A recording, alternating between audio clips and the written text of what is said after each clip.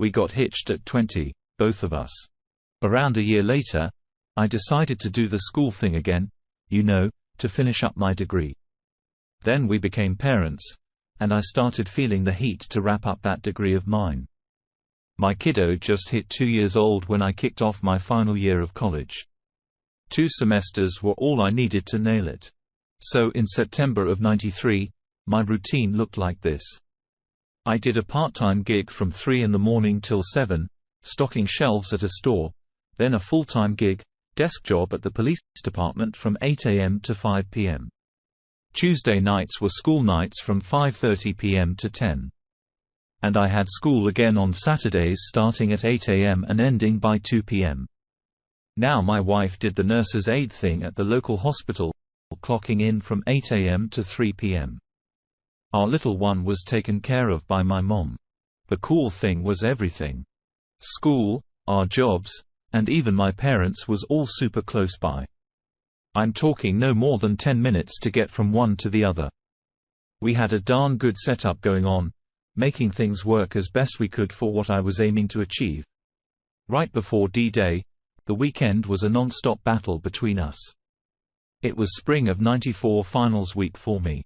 If I could wrap up my papers and ace my finals by the upcoming Sunday, we'd be cheering for me finishing up my bachelor's in science and finally getting out of this intense 8-month grind. However, she was mad because I wouldn't take a break from studying to take her and our kids somewhere. She'd been griping about my work and school for a while now, and it had gotten so bad that we hadn't been intimate for 2 months. On this specific Monday evening, I was double-checking a research paper I'd finished on Saturday due on Tuesday evening while she kept picking fights non-stop. Finally, I told her to shut up and quit acting childish. She stared at me and just blurted out, "I hate you, and I'm in love with someone else." Bam! Just like that. I was floored.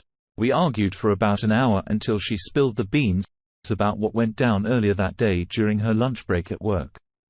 Apparently, for the past 2 months, she'd been caught up in an emotional thing with a janitor at the hospital. Well, it all started with him giving her compliments and just being around whenever she turned her head. Then things went up a notch to them having lunch together in the cafeteria. And after that, they began having regular sessions of bad-mouthing me to him. About 2 weeks ago, they took these complaint sessions to the car. She later admitted that during that time, they kissed twice. But today, things escalated to a full-on makeout session. It ended with her giving him a hand job while he was doing some stuff with his fingers, and they both went on about how much they loved each other. When she spilled this to me, I practically disconnected from reality. I mean, it's like I left this world for a moment. Later, delve into more details about what was going on in my head that night. But for now, let me share what my wife wrote about that exact moment. It was weird. When I told him about what we did, I was kinda ready for some sort of explosion, but he just looked at me with the most awful pain you can imagine. Then it turned into something I can't even put into words. It was like he went blank.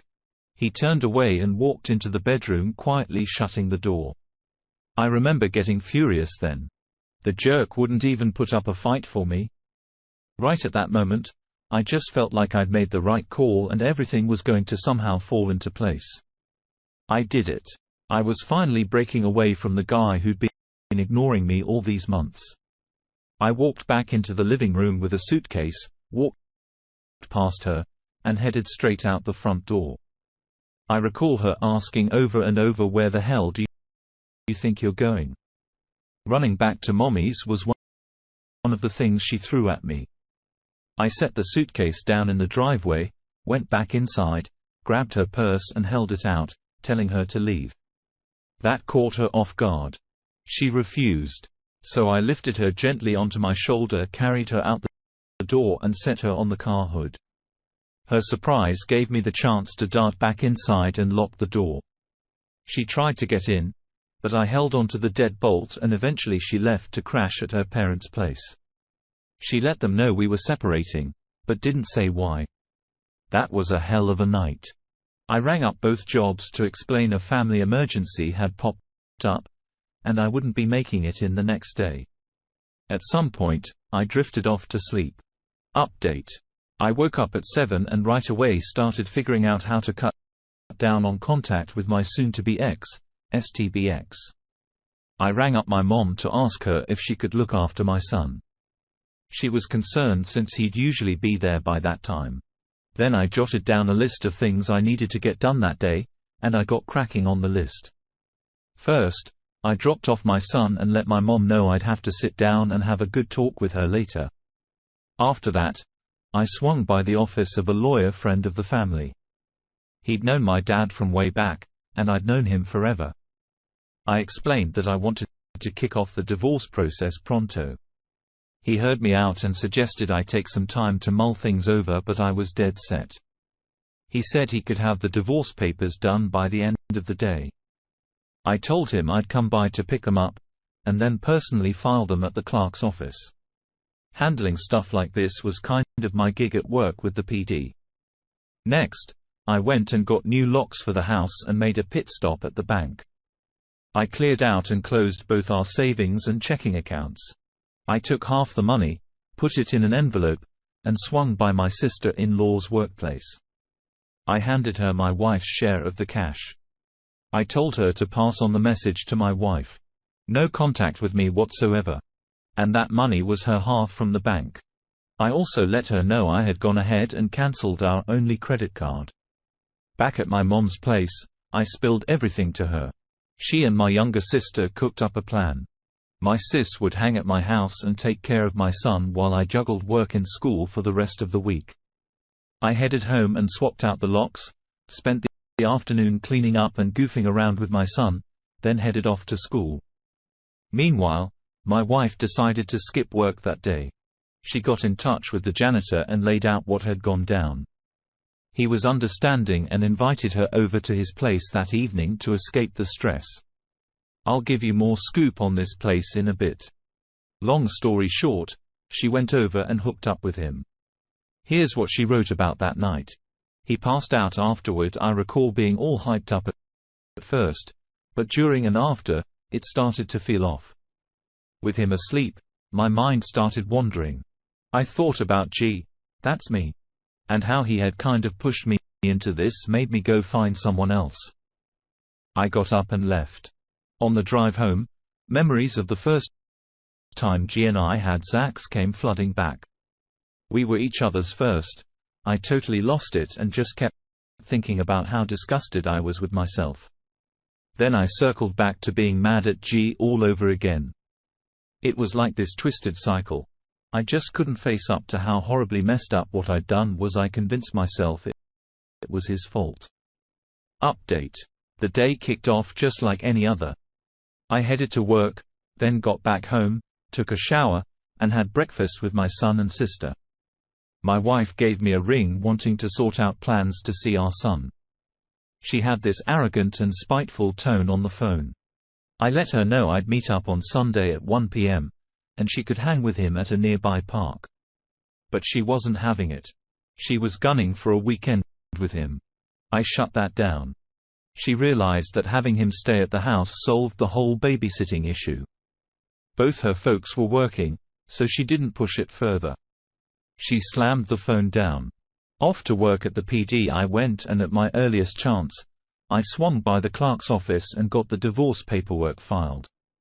Later in the day, a gal I knew there gave me a heads up that they were ready to head to the sheriff's office to get served. I called up a deputy I was familiar with and laid out the story, asking him to serve the papers to her while she was on the job. He agreed and said he'd do it the next day. Meanwhile, the STBX got back to work. Her janitor buddy swung by her spot and chatted her up throughout the day. Lunch wasn't doable that day, nor could they meet up in the evening. He claimed he had some commitment with one of his kids. He told my wife earlier on in the affair that he was divorced and had 3 kids. After work, she headed to her parents' place. Later that night, she called me 3 times. And each time I hung up, the moment I realized it was her. Caller ID wasn't all that common in those days around where I was. Update. Following another night of heavy grieving, my day kicked off just like the previous one. I headed to work. As I got to my second job, I got a call from the deputy who was set to serve the papers. He mentioned he'd be there around noon. I said that was fine. Her lunch break was scheduled from 11 a.m. to noon. I sat at my desk making an attempt to focus on work. I was restless, getting up and heading to the bathroom about 3 times before I eventually threw up. I had to talk myself down and constantly remind myself that I was doing the right thing. Luckily, my wife hadn't reached out to me so far. 11 a.m. My wife meets up with the janitor for lunch. They slip away to his car in the parking lot and engage in intimate activity. Real classy. They clean up, return inside, and grab some food from the cafeteria for lunch. Noon. My wife heads back to the nurse's station on her haul, accompanied by the janitor. They strike up a conversation with the iron in charge of the hall. 5 minutes later, the deputy walks in. He inquires with the iron about Kay, my wife. Kay speaks up, saying, "That's me." The deputy turns to her and in a loud voice declares, "Mrs. Kay, you're being sued for divorce due to infidelity." My wife collapses onto the floor. Here's how she described the moment. "When I heard that this huge wave of shame and guilt hit me, it sunk in that I had wrecked my marriage, that she was actually going to divorce me. Part of me foolishly, truly believed he wouldn't go through with it. I thought this was just another argument where I was trying to come." Called the deputy physically lifting me and making me sit in the chair. There was screaming. It was coming from me. The RN was trying to calm me down. The janitor reached for my hand, and I ended up punching him. He turned his head and my punch landed on his neck. I scratched him as he pulled away. He said I was shouting at him, going on about how he had ruined my life. Eventually, they managed to calm me down. The deputy mentioned that the janitor took off right away. Got herself together and went back to her shift. But, did a lot to cover for her. At 2:45 p.m., my wife was nearing the end of her shift when she got summoned to the administrator's office. Fear gripped her. She figured someone must have reported her meltdown. When she walked in, the lady shut the door and wasted no time in telling her she was fired. She was instructed not to come back on the premise and that her final paycheck would be sent by mail. It turned out that someone had witnessed the rendezvous in the parking lot. They reported it. At some point, they had been brought in and shared the story about the divorce papers. The janitor had been called in for questioning, fired, and booted from the premises just an hour before my wife got fired. Word had spread throughout the hospital. She mentioned she just got into her car and drove over to her parents. At this stage, her folks still had no clue what was going on, just that she and I had split up, and things seemed pretty darn serious. At 5:30 p.m., I was having dinner with my son at home. My sister had gone out with her pals, so it was just us hanging out. The deputy had passed along the events from earlier, and I gotta say it felt pretty satisfying knowing the impact. The fact that the janitor happened to be there was just sheer luck. I was surprised my wife hadn't been arrested for laying hands on him, but well, you can't have everything. Then a knock came at the door. In front of me stood a lady who couldn't have been more than 5 feet tall, and she was incredibly pregnant. She could barely stand up straight. She asked for Kay. I explained that she no longer lived here and wasn't coming back. She asked if I was her husband. I replied, soon-to-be ex-husband. I'd served her the divorce papers earlier that day. She introduced herself as Dee, the janitor's wife, and revealed she was carrying their 4th child. I invited her in to take a seat. She went on to explain what had gone down earlier. About her husband and my wife getting the boot and the whole messy situation. I felt like I might throw up. Who on earth was this crazy woman I had married?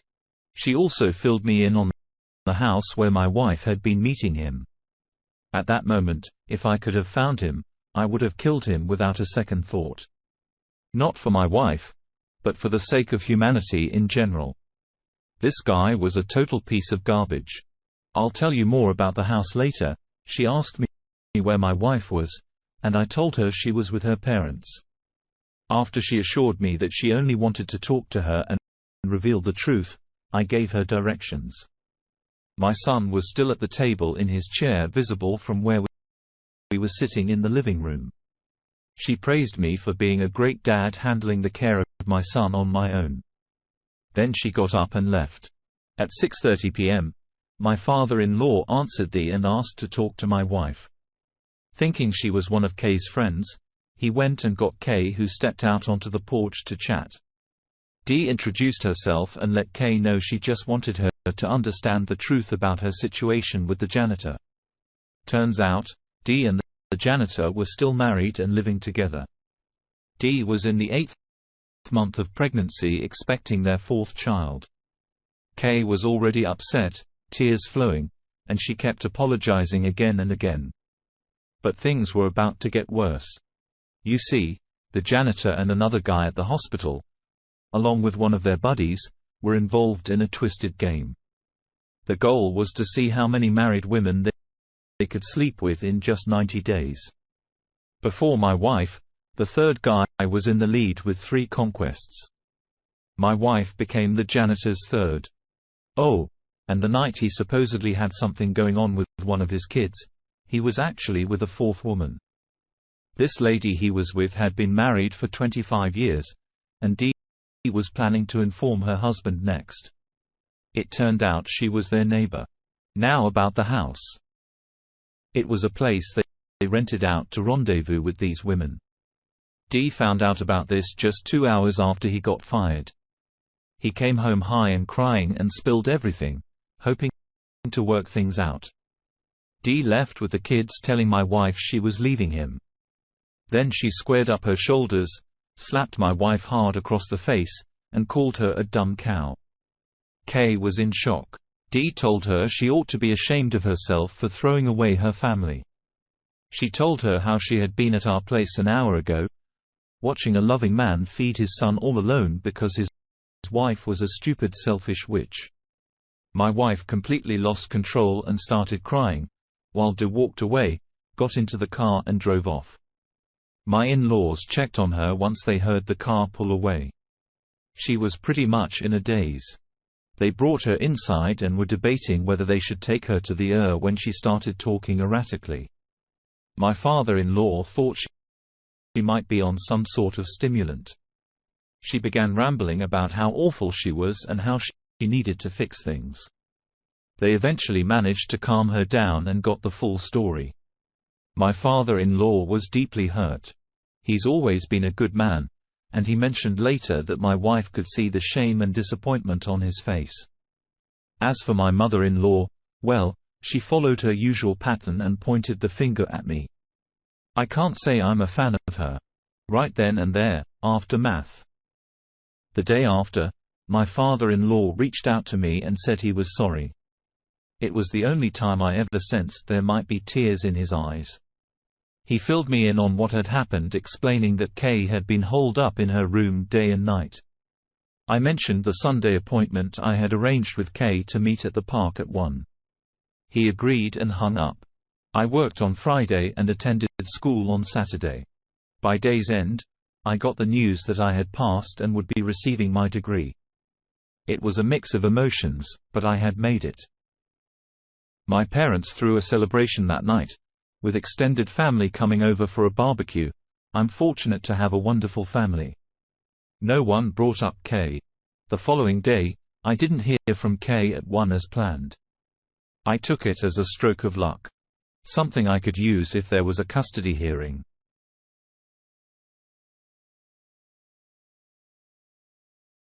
Kay still wasn't responding coherently, just wandering around in her bathrobe with a notebook in her hands that she wouldn't let go of. She hadn't bathed in days and was barely eating. He was worried and exhausted. He even feared going to sleep in case she harmed herself. He asked me to come see her. I turned him down. I couldn't muster any feelings for her. I told him to get her professional help and that I would consider letting her see our son once she got herself back together. Honestly, I felt nothing for her. That initial night had tested me, and I emerged stronger. I'll explain more later. I wasn't going to invest any care into her ever again. I didn't hear from her or her family for the next 2 weeks. Reconciliation. A couple of weeks had passed since my last conversation with my father-in-law. During that time, I quit my part-time job and was actively hunting for a new one. My MBA plans were on hold as I aimed to settle into a new job first. My son had been asking about his mother, and all I could do was reassure him. The longer she took to reach out to see him, the better it could be for my chances of securing a favorable custody arrangement. I was at the PD police department when she called asking to schedule a time to meet and see our son. I inquired if she had managed to compose herself enough not to frighten him, and she replied affirmatively. I arranged to meet her at 9 a.m. in the park on Saturday and requested that she bring her dad along. I didn't want to meet her alone, so my mother accompanied me. Upon seeing her, I felt confident that my decision to limit her contact to just 2 hours was the right one. She was in a bad state. Noticeably thinner, no makeup, and smelling of ivory soap. None of those familiar feminine scents I associated with her. Later, I found out that her mother had bathed and dressed her. Kay wasn't fully functional yet. Our park meetings continued for about 3 weeks, and I eventually extended them to 4 hours, including Sundays. Her appearance improved each week, but I remained concerned about her mental well-being. Therefore, I refused to let our son stay overnight with her or see him alone. Eventually, my mother-in-law grew tired of this arrangement, and decided to hire a lawyer to file for custody. Now Kay hadn't signed the divorce papers yet, and I was all right with that. After 6 months, I could file for divorce through the court anyway. But the custody lawsuit infuriated me because she was aiming for full custody. I'd already discussed with her father that I was open to eventually working toward a 50/50 custody split, but her mother threw that out the window. In response, I counteracted with a request for full custody based on her mental state. Honestly, I was itching for a confrontation. I was furious and needed a way to release that pent-up anger. This was the opportunity. On the day of the custody hearing, my lawyer informed me that her attorney had approached him with a request Kay wanted to talk to me privately.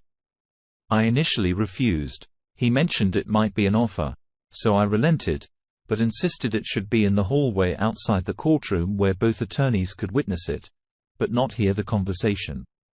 They agreed. She began with small talk, asking about our son and how he was doing. I replied he was great and improving daily. She asked about my schooling, and I informed her I passed and would be graduating next week. She seemed pleased with that. Then she looked down and inquired if she could attend my graduation. I responded that my graduation was meant for my family and friends, and since she was neither, the answer was no. That hit her hard. Throughout most of our relationship, we had worked together diligently to achieve that goal. By saying no, I conveyed that she couldn't share in that accomplishment with me. She pleaded, but I held my ground and repeated my refusal. I added, "It's special to me. It didn't matter enough to you when you let someone treat you like garbage." I was truly turning into quite an asshole, fueled by the desire to hurt her. She welled up with tears, turned around, and walked back to her lawyer. The hearing got underway. I testified nothing out of the ordinary. Then my mother-in-law stood up and blamed me for everything. She claimed I was seeing someone and driving my wife insane. No evidence of that, but truth was never her concern. She also alleged that I had assaulted my wife by grabbing and throwing her onto the car hood the night she left. Next was my wife's turn. Kay started responding to her attorney's questions, but stopped after the third one. She asked the judge if she could speak up. He suggested she confer with her attorney first, but she declined. He granted her permission. Here's what my wife wrote in her notebook. I remember feeling so sad as the hearing started. I listened to G presenting his side of the story and how he'd taken care of J, our son, all these weeks. I needed to make things right. Sitting there, I knew my mom was lying to shield me, but it was just one more lie on top of another. I'd had enough. I had to fix this. Kay then stated that she wanted to apologize to my parents who were in the room. She also expressed remorse to her own parents. Looking at me, she acknowledged that I probably hated her more than anyone else right now. She admitted that everything that happened was her fault and that at this point, she just wanted to salvage whatever was left of our shared history. Even if it was just to reach a point where I could look at her without disgust. Then she turned to the judge and expressed her desire to retract her claim, stating that she would accept any custody arrangement I deemed appropriate. I conferred with my attorney, and we proposed supervised one-hour visits for 6 weeks, followed by weekends with him every other week, provided there were no issues. We adjourned. In hindsight, I think that's when I glimpsed a tiny hint of potential for us to be more civil to each other.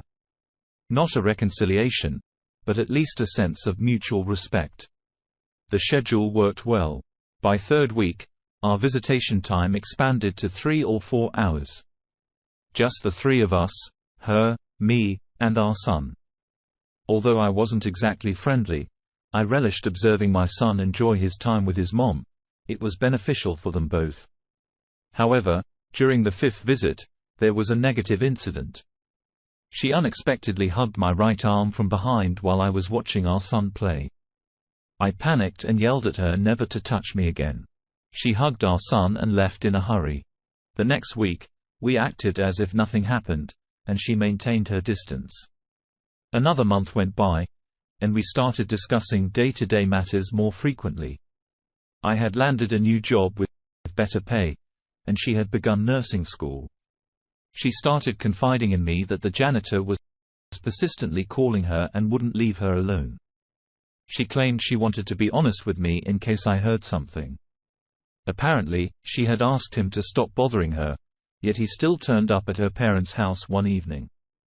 Her father-in-law even threatened to harm him if he didn't back off.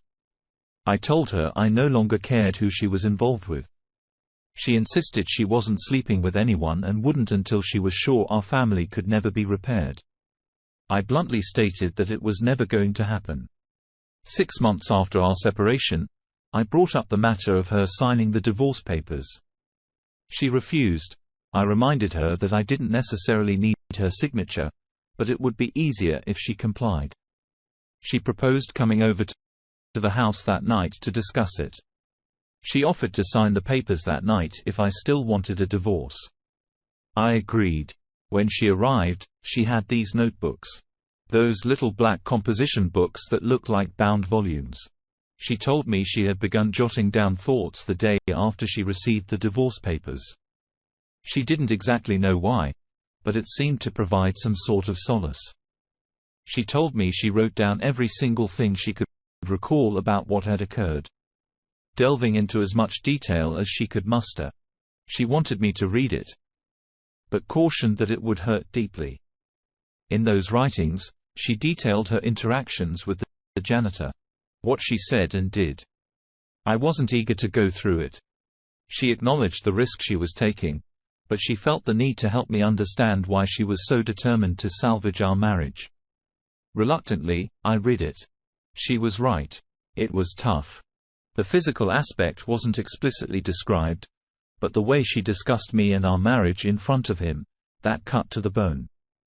The account I read that night also chronicled her emotional breakdown. The writing was chaotic and disordered. Yet each day, it improved bit by bit. Eventually, she started dissecting her actions and words, using it as her own form of therapy. One amusing part was when she recounted a bizarre notion she had, believing it would miraculously set things right. You see, she remembered she hadn't orgasmed with the guy. Not even once. In her mind, if she didn't climax, then it meant she didn't derive any pleasure from it. Therefore, she had done nothing wrong, and I should take her back. She clung to that idea until she shared it with her dad, much to his discomfort. And he pointed out that it didn't work that way. Although reading her account didn't alter my decision, it did alarm me. I still had concerns about her mental state. Only after reading what she had written during those 2 weeks did I fully grasp the fragility of her mind. I agreed to give it more time, partly out of apprehension. This newfound courage in her led her to urge me to write to her. Sit down, put together a letter or something detailing what had occurred. She believed it would give her insights into how to support me better. I considered this proposal. I recognized I was still in a messed up state, but maybe it could aid me in moving forward and perhaps maintaining some form of a healthy relationship later on. What she called her writing therapy gradually transformed into our method. We committed to meeting twice a week. Our initial task was to jot down our perceptions of our marriage's state before D-Day. During our meetings, we'd exchange our letters and take notes. Then we'd put our queries in writing and pose them to each other. We'd converse until each question was thoroughly addressed before moving on to the next. If we didn't complete everything, we'd continue during the next session. The guidelines were simple: be truthful, no yelling, and no avoiding any questions. Our journey began with assessing our pre-D-Day relationship, and we progressed through each subsequent day until the Sunday I conversed with her father after she received the divorce papers. Beyond that, we planned to reassess and proceed accordingly. I have to admit I acted quite terribly throughout this process. I provided honest answers to questions except for one. More on that later. However, I used it as an opportunity to embarrass her. I made her repeatedly recount hurtful things she had said to him about me. I pushed her to share explicit details about the physical encounters. She hesitated at times, but she ultimately followed through. Although it was comparatively mild compared to what we once shared, it stung. Truthfully, because I genuinely wasn't interested in rekindling the relationship. Yet hearing it was painful. It's astonishing how unkind I had grown, though in my mind, it felt justified back then. About a month into this process, I had to admit it was somewhat beneficial for me. She suggested the idea of moving back in and trying the next phase. I declined. She pleaded and presented a compelling case, but I stood firm. Even if I considered reconciliation, I couldn't imagine being intimate with her again. She understood and even proposed that I could seek outside companionship while she remained faithful. That's not something I would be comfortable with, so I declined. Another month passed and I finally relented, but I established firm non-negotiable rules for the path ahead. First, she had to sleep in the spare room. Second, absolutely no physical contact whatsoever. Third, she kept her money in her checking account. But I handled her banking and provided her with checks for bills, rent for the room, expenses, and some spending money. This was because she had given the janitor $300 from our savings account a week before D-Day. Also, I thought she might say no and not move in. Fourth, her mother wasn't allowed into my home unless we decided to reconcile. I was still mad at her. Still am a bit. Fifth, all previous custody agreements would automatically resume if we didn't reconcile.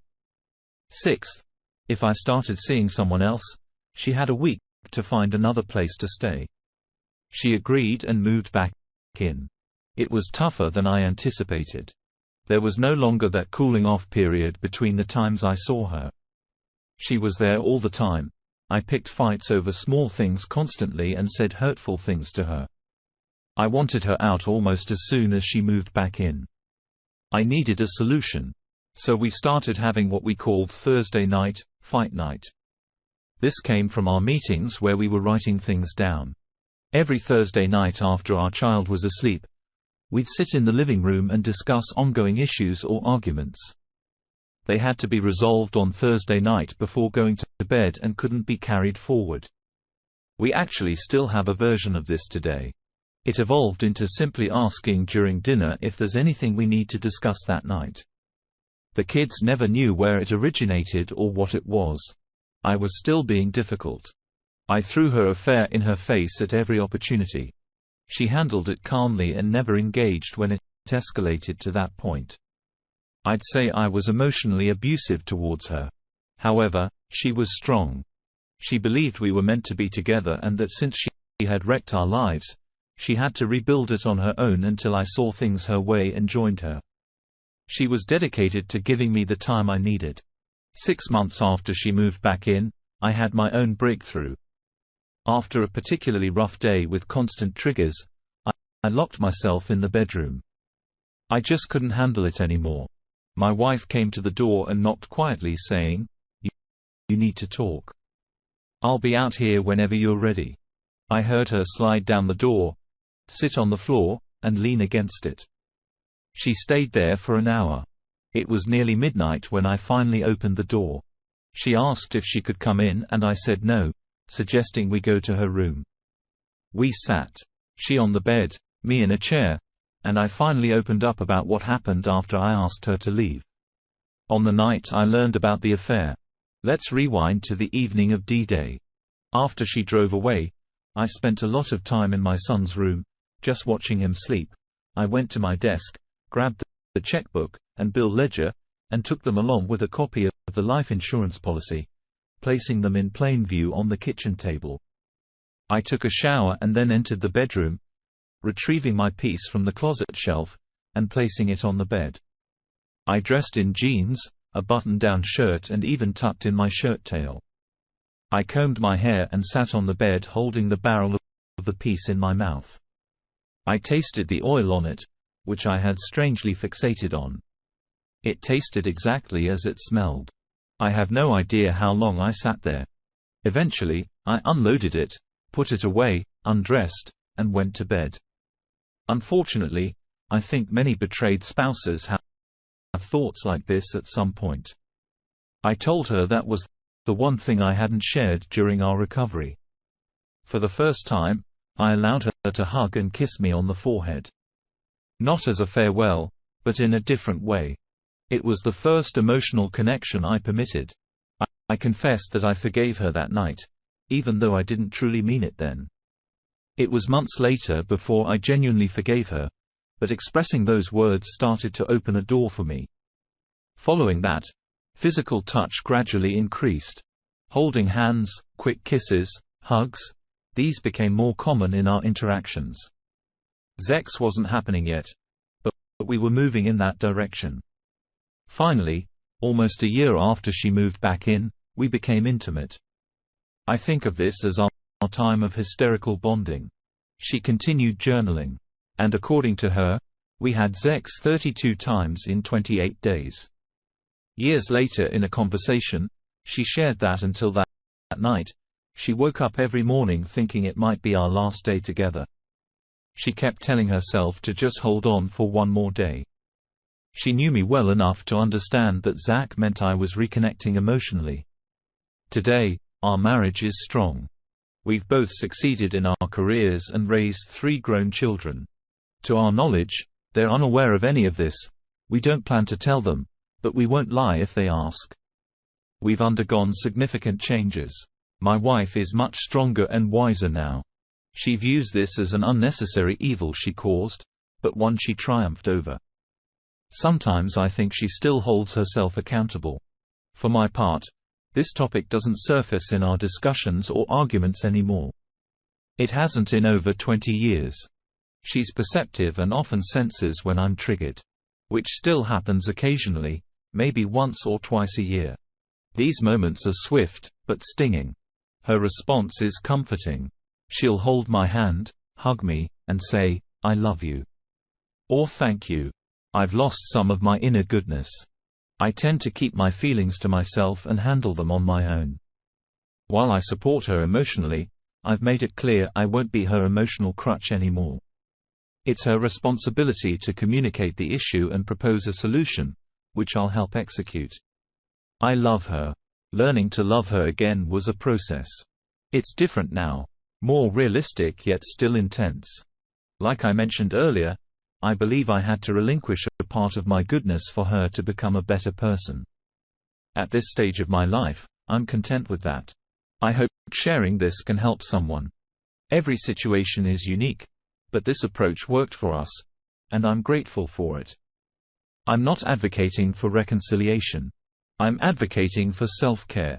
Focus on what you can control, not what you can't prioritize, what benefits you in your circumstance. It's okay to be a bit selfish. Then consider working towards becoming a united we in your relationship or marriage down the line. Look up the Serenity Prayer, its words are profoundly true in my opinion. And remember, this form showcases the darkest days of our lives and marriages. Despite this tragedy, we've created numerous joyful memories that far outweigh it. I wish you all the best on this journey. You can come out victorious on the other side of pain if you invest effort in yourself. Update. It's pretty unbelievable how long ago I posted this. I took a break from this account because I got a lot of negative comments privately from people strongly against reconciliation. I understand where they're coming from. Many who reached out for advice after my post were quickly told that I don't really recommend reconciliation. It's tough. It's challenging. It's painful. But if you can make it work under the right circumstances, it has its own rewards. I just wanted to update everyone that we're still married. We've now become grandparents. And if you've experienced that, you know, it's a different kind of love altogether. My wife is partially retired now and does PRN work, meaning she works when needed and when she wants to. I'm still working full-time, but we managed to find plenty of time for traveling. I can't recall the last time I had a trigger, maybe around 3 years ago. It happened because our oldest child found out about my wife's affair through a spiteful relative who leads a rather lonely life. My wife handled the situation with grace and humility, and it seemed to impact me in a way that finally allowed me to move on completely. She apologized for the pain she caused me, and we both agreed that it was in the past. And if our child had any issues with it, we'd support him. But we also cautioned that ultimately, it was a matter between us and fell under the category of our business. Thankfully, it doesn't seem to have negatively affected their relationship, although she was quite embarrassed about it. That's about all there is to share. To all of you experiencing this painful journey, we wish you the best.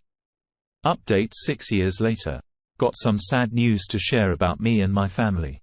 Just 3 weeks ago, my former wayward wife, passed away. She fought colon cancer for half a year and eventually left us with all of us there. Right by her side in the home we built 4 years ago, the place we had planned to enjoy our retirement in. It's tough to explain the loss. It's like nothing I've ever felt before, even comparing it to the pain we all felt as betrayed loved ones in this community. In the years after our reconciliation, she spent her time making amends for the hurt she caused, and she succeeded in a big way. I really miss her and our kids do too, but the thing is I'm still here for a reason. In her final days, she wrote a letter to me. She asked our pastor to give it to me after the funeral when he thought it was right. I read it 3 days back. And there's a part from that letter that I want to share with all of you who have read our story and found something good in it. It shows how important it is for both the betrayed to forgive and for those who messed up to face the consequences of their betrayal, even when they're truly sorry. Right now, I'm in a lot of physical pain, as you know, but my faith helps me see what's ahead and the pain gets a bit lighter. Pain can make you turn inward. In these past weeks, I've been doing a lot of soul-searching. Sometimes I feel like I deserve the pain because of what I did to you. What I did to us so many years ago, but then you lift me up and help me sit in my chair. You feed me. You bathe me. You hold my hand. You play your guitar while I lose myself in memories. It's clear to me now that this pain is a gift. It's letting me experience the purest form of love. Your real forgiveness for what I did. Because only true love and forgiveness show in your actions as you care for me. I love you so much.